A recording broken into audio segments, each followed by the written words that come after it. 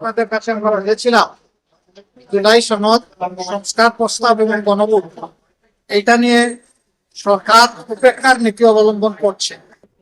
আমরা 70% মানুষের ভোটকে গণভোটকে আমরা অস্বীকার করতে পারি না, অগ্রাহ্য করতে পারি না। নির্বাচনের আগে জনগণের কাছে আমরা কথা দিয়েছি, জনগণকে আহ্বান জানিয়েছি, জনগণ সাড়া দিয়েছে।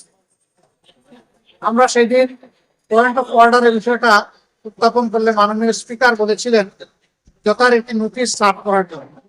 আজকে আমরা সেইভাবেই নোটিশ দিয়েছিলাম এবং নোটিশের উপরে আলোচনা শুরু হয়, নোটিশ পড়ে শোনানো হয়।